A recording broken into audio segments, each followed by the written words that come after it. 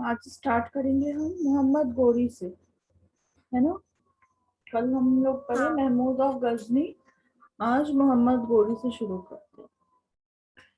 तो Mohammad Ghori, the province of घुड़ is situated in hills between Ghazni and Herat in north western Afghanistan. एक घुड़ नाम की जगह थी, घुड़ नाम का प्रोविंस था जो कहाँ था, गजनी और हेरत के बीच में। इन दोनों हिल्स के बीच में मतलब पहाड़ों पे गजनी और हेरत के बीच में घुड़ सिचुएटेड था। कहाँ, नॉर्थ वेस्टर्न अफगानिस्तान में। मीन्स ये हो गया हमारा नॉर्थ,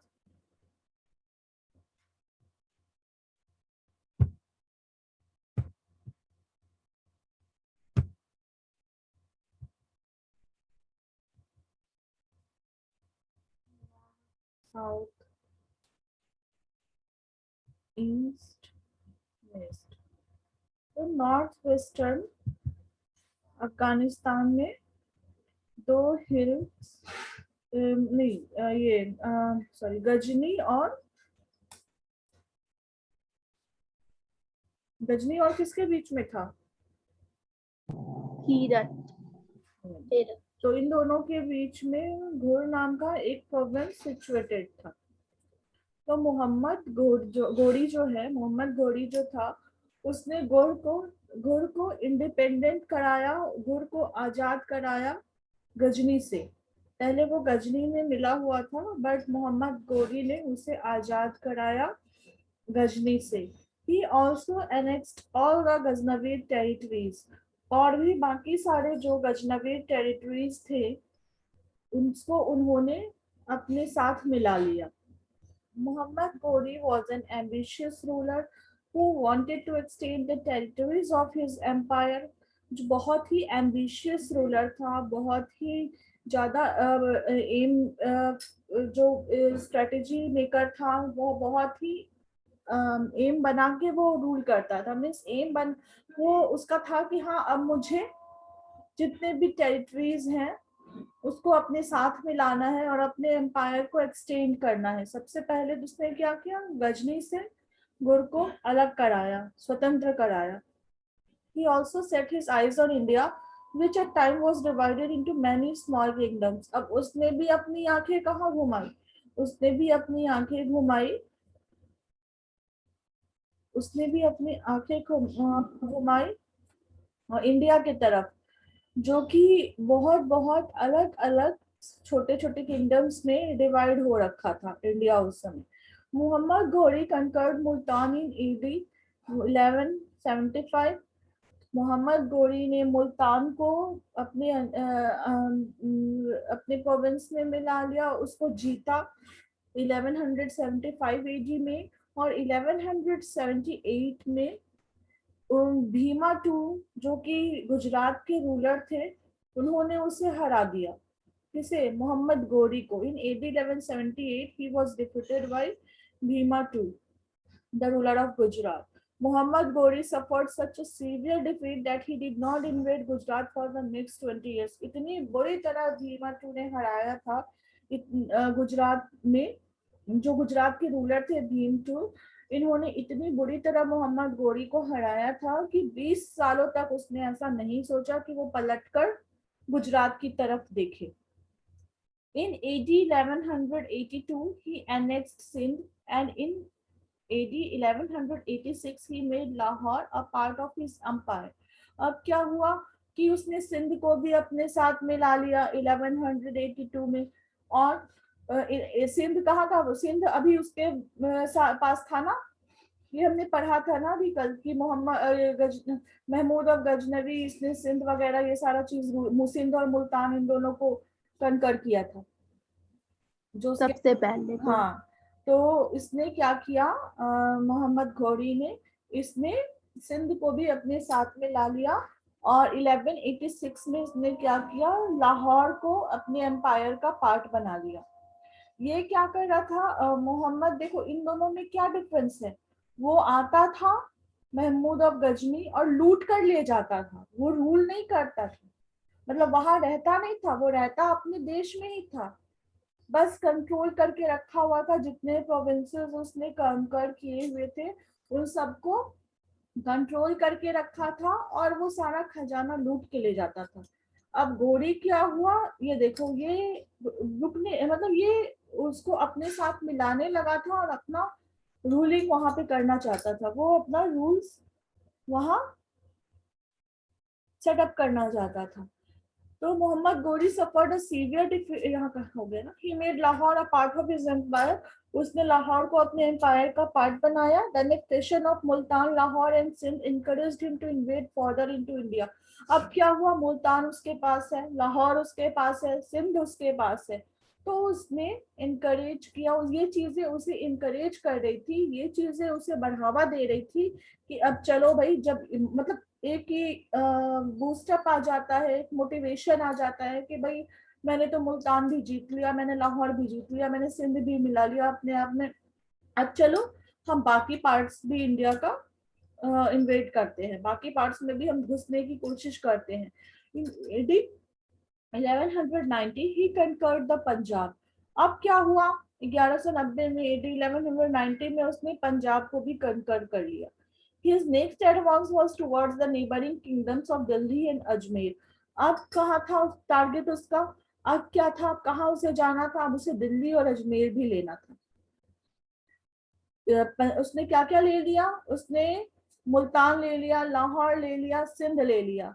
अब उसके बाद और उसने पंजाब भी ले लिया। अब उसने रुख किया, उसने अपनी नजरें गड़ाई दिल्ली और अजमेर में। अब देखो first battle of Tarain. The ruler of Delhi and Ajmer was Prithviraj Chauhan. उस समय क्या था, उस समय रूलर कौन थे, दिल्ली और अजमेर के जो रूलर थे वो पृथ्वीराज चौहान थे। और बहुत बुरी तरह, मतलब बहुत भीषण युद्ध हुआ, बहुत ज्यादा।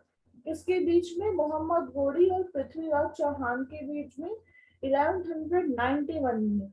अब कहाँ पे हुआ, तो जो तराइन का जो मैदानी क्षेत्र था, तराइन जो का जो फील्ड था वहां हुआ।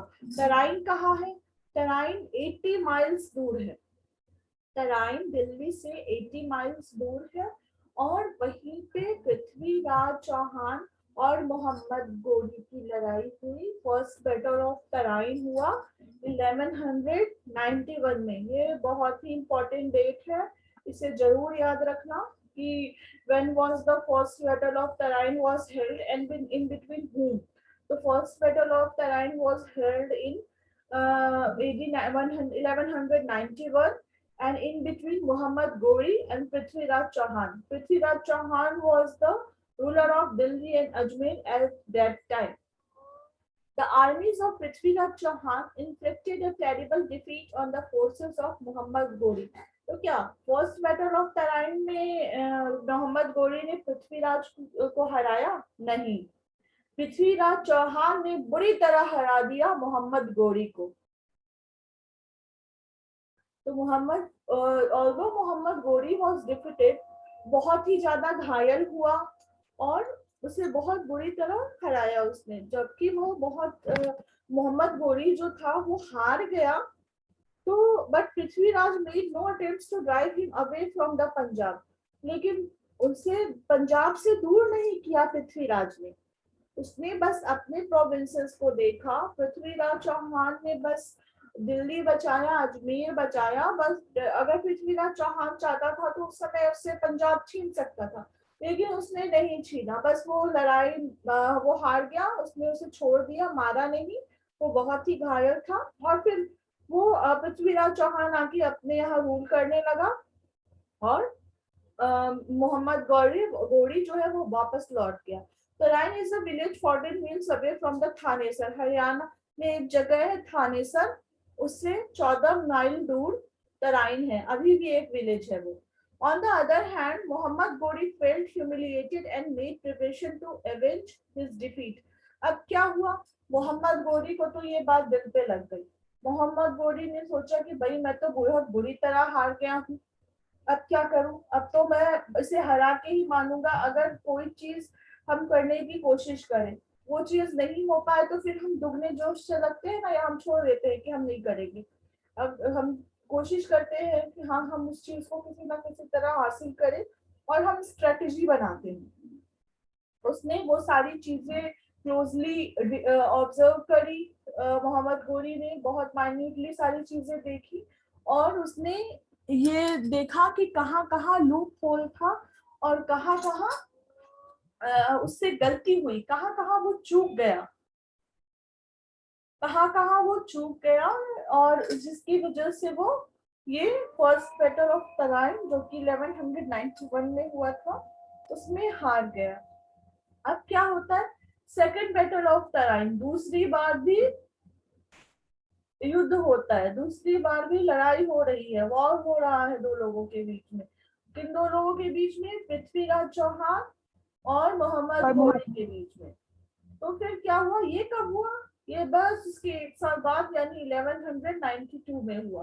फर्स्ट बैटल ऑफ तराइन 1191 में हुआ, सेकंड बैटल ऑफ तराइन 1192 में हुआ। The forces of Prithviraj Chauhan and Muhammad Ghori came face to face once again on the fields of Tarain AD 1192।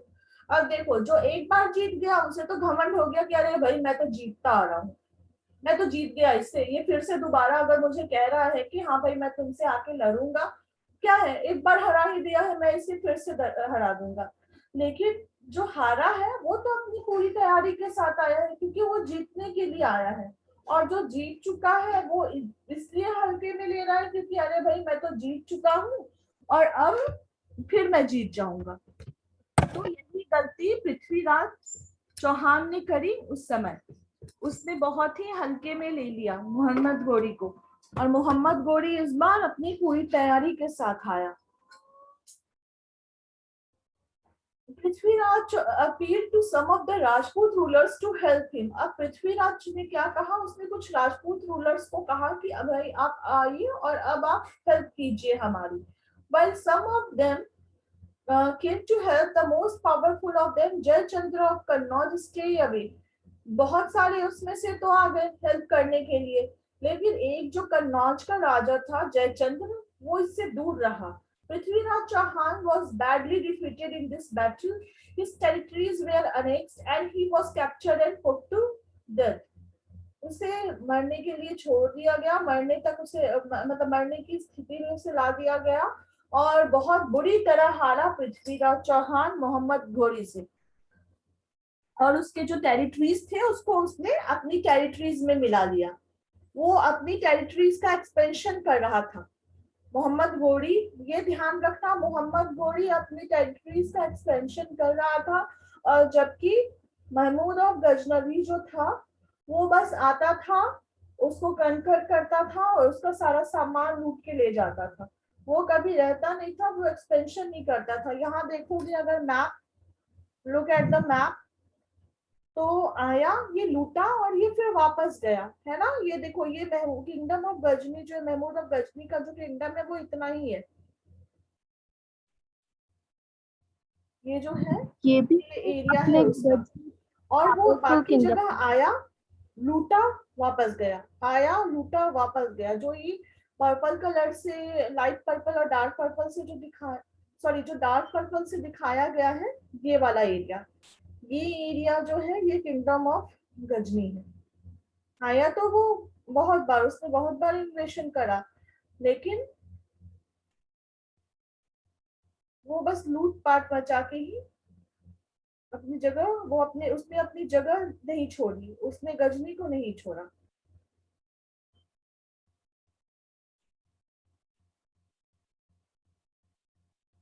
अब क्या हुआ,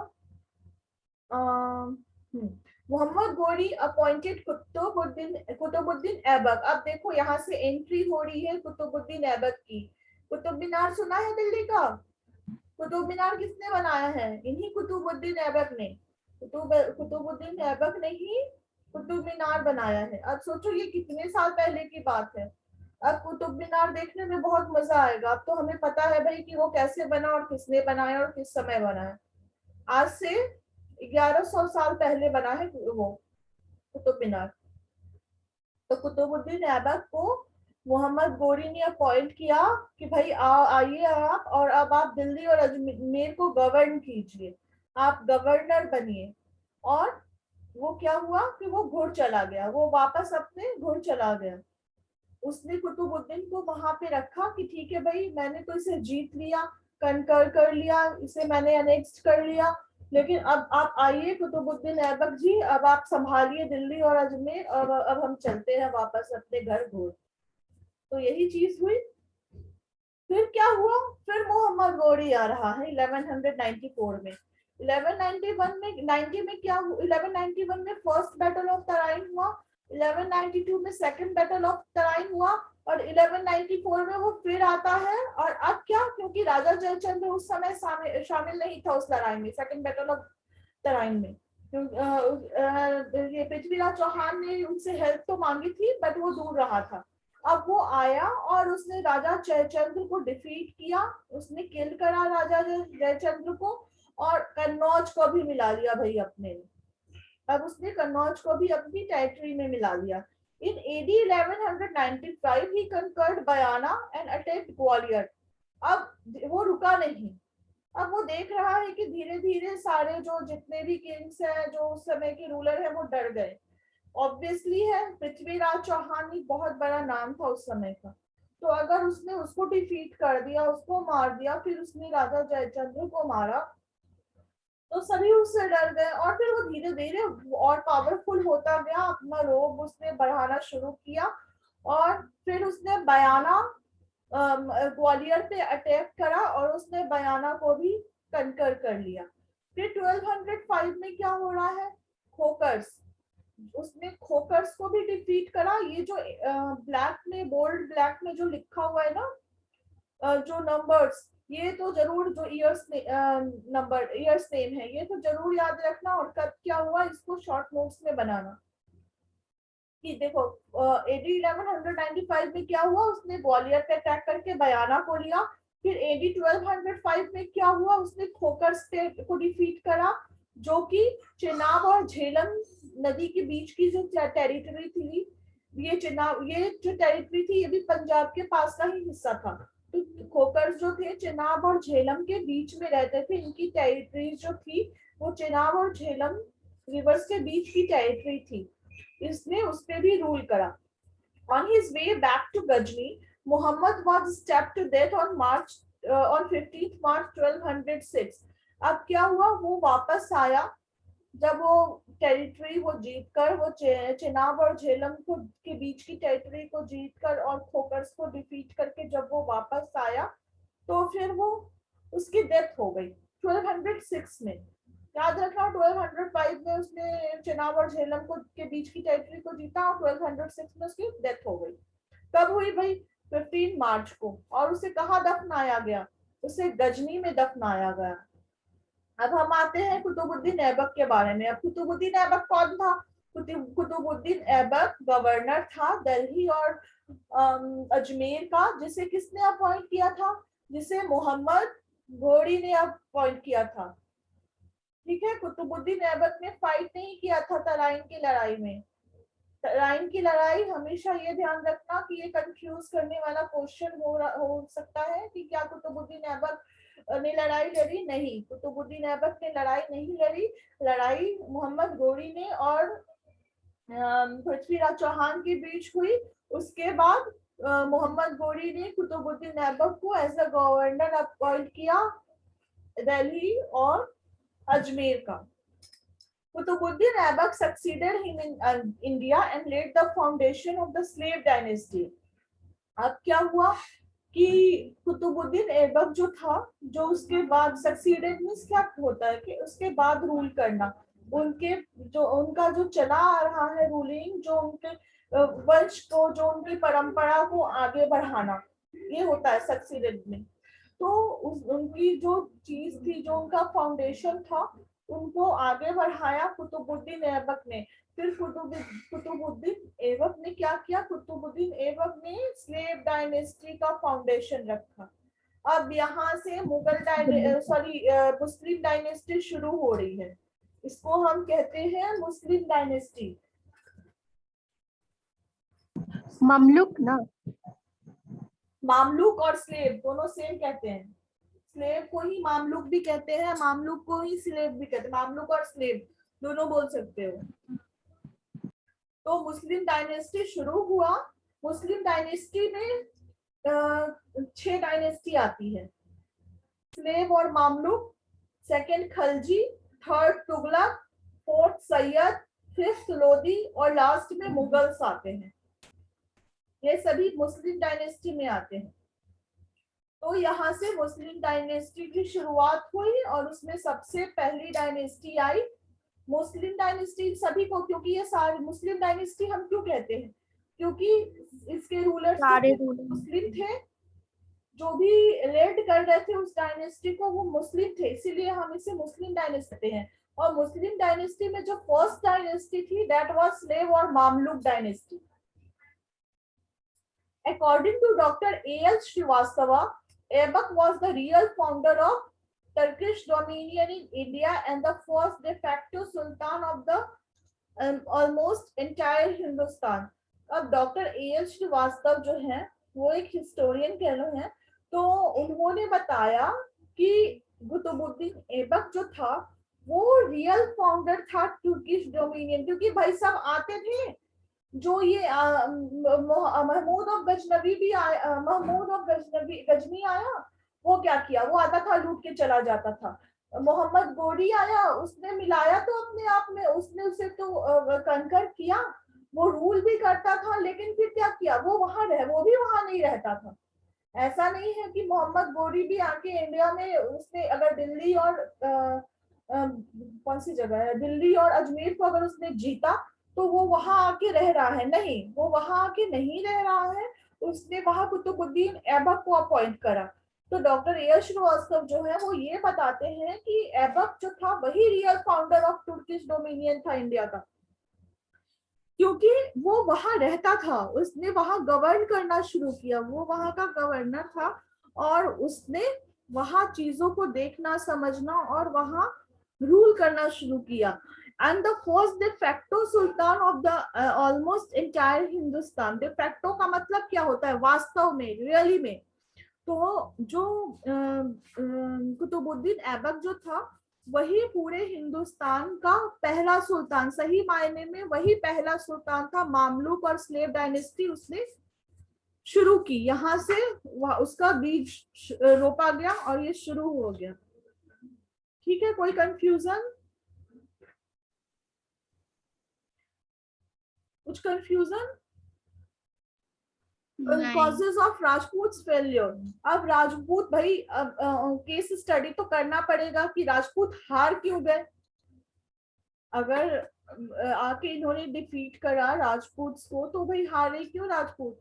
तो the main reason for the defeat of Rajput rulers at the hands of Mahmud of Ghazni and Mahmud Ghori were. ये क्या हुआ कि Mahmood of Ghazni और महमूद गौरी के थ्रू जो हार गए थे राजपूत, उसका रीजन क्या था, लैक ऑफ पॉलिटिकल यूनिटी। इन लोगों में पॉलिटिकल यूनिटी का अभाव था, क्योंकि नॉर्थ इंडिया जो था उस समय बहुत छोटे छोटे प्रोविंसेस में, बहुत छोटे छोटे किंगडम्स में डिवाइड हो रखा था, और वो हमेशा मतलब अपने एक दूसरे में मार काट मचाते रहते थे, एक दूसरे के साथ लड़ते रहते थे कि भाई मैं हूँ सुप्रीम पावर, मैं हूँ, मैं अपना रूल करूंगा, मैं अपना राज चलाऊंगा, मैं राजनीति करूंगा। तो फिर वो यूनाइट नहीं हो पाए। The Rathores they failed to unite themselves against a common enemy। तो जो उनका मेन एनिमी था, जो उनका मेन शत्रु था, जो तो उसके लिए वो यूनाइट नहीं हो पाए, सब मिलकर उसके लिए लड़ नहीं पाए। अब जैसे पृथ्वीराज ने बुलाया था जयचंद्र को, अगर वो उस समय चला जाता तो हो सकता था कि Prithviraj second battle of Tarain भी जीत जाता, लेकिन वो नहीं गया क्योंकि वो अलग अलग टुकड़ों में बटा हुआ था सारे प्रोविंसेस, और वो बस आपस में लड़ते कटते रहते थे, एक दूसरे को देखकर जलते रहते थे, है ना प्रोवर्ब एक, united we stand and divided we break. तो वैसे ही अगर हम एक साथ यूनाइट रहते तो हम वो उसके साथ बैटल अच्छे से फॉट करता और वो दूसरी बार भी हरा देता, लेकिन ऐसा नहीं हुआ क्योंकि कन्नौज का जो रूलर था जयचंद्र, उसने साथ नहीं दिया। The Rathors of Kannauj and the Chauhans of Delhi was wasted their energy in mutual jealousies, वही अभी जो मैंने बोला कि दोनों जलते रहते थे आपस में, तो इसके कारण उन्होंने दोनों में ही अपनी लाइफ गवा दी। दोनों ने ही अपने प्रोविंसेस को गवा दिया, अपने एम्पायर को गवा दिया, बस आपसी जलन के कारण में। वही दो बिल्ली की लड़ाई में कौवे का ये सॉरी बंदर का फायदा हुआ, वही चीज हुई। Existence of feudal system. अब फ्यूडल सिस्टम क्या है? क्या है भी feudal system? The feudal system encouraged conflicts and lacked unity। Feudal system ऐसा सोशल और पॉलिटिकल सिस्टम है जिसमें कि जिसके पास जो जमीन हुई, ठीक है, उसको उन्होंने कैसे बताऊं, रुको, जैसे मान लो ये लैंड हो गई, ठीक है, एक जिसमें मान लो कि किराएदार आए, वो जमीन किसी ने ले रखी है और वो उसके लिए अच्छी सी सेवा कर रहा है, अच्छा सा मतलब उसके लिए वफादार है, तो वो क्या करेगा, अपनी जमीन को उसे दे देगा। समझ में आया? जैसे ए है, अगर एक पर्सन ए है, वो बी पर्सन की बहुत अच्छे से सेवा कर रहा है, बहुत अच्छे से उसका ध्यान रख रहा है, उसके लिए वफादार है, तो वो क्या करेगा, बी अपनी जमीन को ए को दे देगा, ठीक है। तो ये फ्यूडल सिस्टम कहलाता है। तो the feudal system encourage conflicts and lacked unity. कि भाई नहीं होता था राजा, सुना होगा ना तुमने पुरानी स्टोरी में कि अरे भाई तुमने बहुत अच्छा काम किया मंत्री, ये लो तुम्हें 10 बीघा जमीन मैंने दे दिया। होता था ना कि भाई तुम आओ, तुम्हें मैंने 2 बीघा जमीन दे दिया, तुम्हें मैंने 100 तुम्हें मैंने यहाँ का सामंत बना दिया, तुम्हें मैंने यहाँ का मुखिया बना दिया। तो यही होता था, पहले के राजा महाराजा यही करते थे, यही feudal system.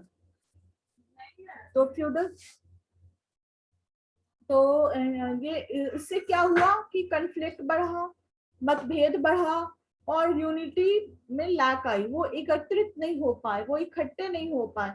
All the rulers had their separate small armies which were commanded by the feudal chief। भाई छोटे छोटे जो सेपरेट आर्मीज बनी, स्मॉल आर्मीज वो बनाते थे, और जो उसके फ्यूडल चीफ थे, जो सामंतवाद थे, वो जो हेड थे, जो मुखिया थे, जो उसको लेड करते थे उस फ्यूडल सिस्टम को, तो उन्होंने अपनी अपनी आर्मी बनाई और वो आपस में ही फॉट करते थे।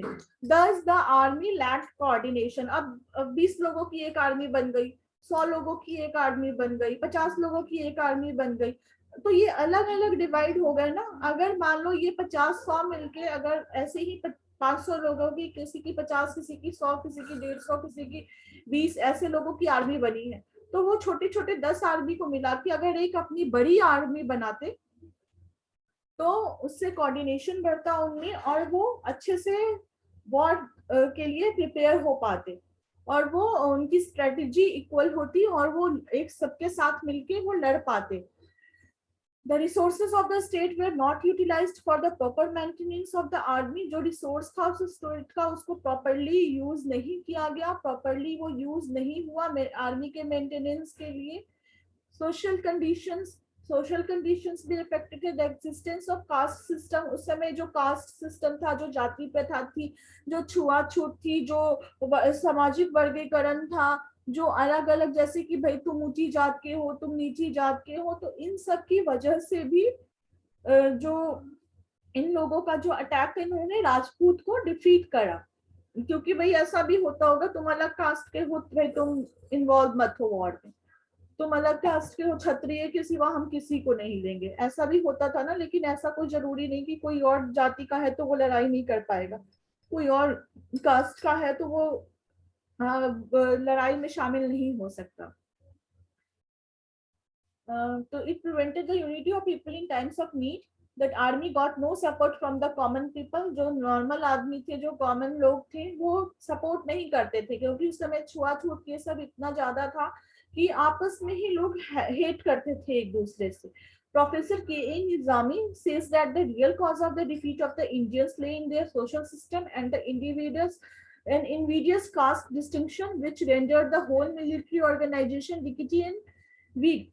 तो ये कैसे हुआ कि ये जो अलग अलग जो कास्ट डिस्टिंक्शन था, लोगों के बीच में अलग अलग जो धारणाएं थी कास्ट सिस्टम को लेके, इसने भी बहुत वीक किया। इसने भी लोगों को बहुत आपस में एक दूसरे के साथ यूनाइट नहीं किया, और जो मिलिट्री ऑर्गेनाइजेशन था वो दिन पर दिन वीक होता गया। ये इनविडियस मीन्स अनप्लेजेंट होता है, मीन्स मतलब जिससे हम खुश नहीं हैं, ठीक है, जो हमें खुश ना रखे। और जैसे जो जेलसी, आपस में एक दूसरे से जेलसी फील करते हैं, उसको हम इनविडियस कहते हैं, ठीक है।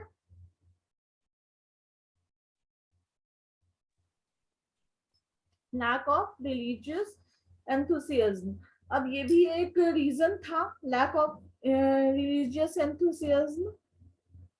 The Turks wanted to spread Islam in India, जो टर्क्स थे वो इस्लाम को स्प्रेड करना चाहते थे इंडिया में। So they were also inspired by religious zeal in addition to their military zeal, तो उनके साथ साथ उनकी धार्मिक उत्साह भी ज्यादा थे। मिलिट्री का तो उनके पास अच्छा खासा ये था, मिलिट्री पावर तो उनके पास था ही, बट रिलीजियस जेल और रिलीजियस पावर भी अच्छा, मतलब उनके अंदर बहुत कूट कूट के भरा था, क्योंकि वो स्प्रेड करना चाहते थे, वो अपने इस्लाम धर्म को इंडिया में फैलाना चाहते थे। The Indians lack this enthusiasm and were divided into different religious sect. अब उस समय हिंदू भी अलग अलग गॉड को मानते थे, अलग अलग भगवान को मानते थे, फॉलो करते थे, वो यूनाइटेड नहीं थे, उनके अंदर वो रिलीजियस जील नहीं थी, वो इंथुसियाज्म नहीं था, वो उत्साह नहीं था। तो इसकी वजह से वो अलग अलग डिफरेंट रिलीजियस सेक्स में बटे हुए थे, सेक्टर्स में बटे हुए थे। Lack of military technique, new military technique का बहुत ज्यादा अभाव था। India practically remained indifferent to the military and scientific advancement made in the neighbouring countries. उनका जो मिलिट्री और साइंटिफिक एडवांसमेंट जो था वो काफी अलग था, जो टेक्निक्स वो यूज करते थे, जो वो टूल्स अलग करते थे, वो इंडिया से काफी एडवांस था। While the Turks used archery and various shock tactics to dishearten the Indian army, Indian soldiers mainly fought with the sword. अब जब वो तीर कमान यूज करते थे जो टर्क्स थे, तो इंडियन आर्मी क्या करती थी, वो बस तलवार से लड़ती थी। जब तक वो तलवार लेकर दौड़ रहे हैं, टर्क्स जो है तीर मार के उन्होंने मार दिया, अभी वो दौड़ते ही रहे हैं। और जो इंडियंस थे वो एलिफेंट पे बहुत भरोसा करते थे, वो एलिफेंट को ही यूज करते कि भाई हमारे पास एलिफेंट है, हमको किसी को भी मार के भगा देंगे। लेकिन क्या होता था कि एलिफेंट, जब वो वॉर में एलिफेंट को लेके जाते थे, तो वो इतना हिंसक हो जाता था, वो इतना घबरा जाता था, डर जाता था कि वो भागने लगता था, वो भागने लगता था वापस।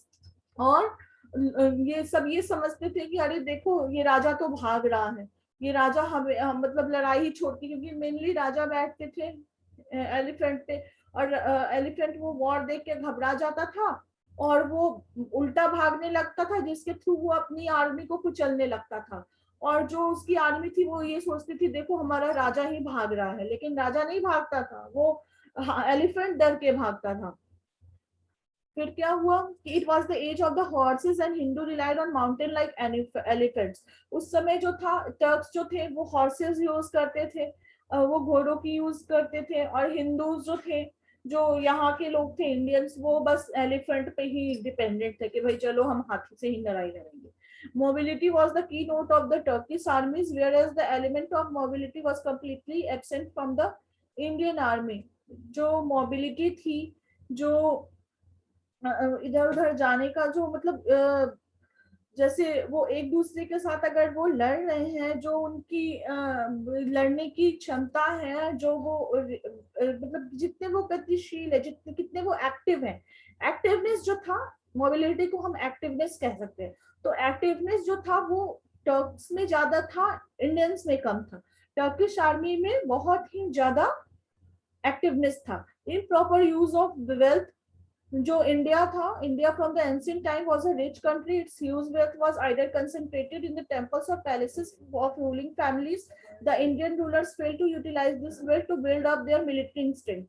जो उनके पास वेल्थ था इंडियंस के पास, वो बस मंदिर बनाओ, पूजा करो, बड़े बड़े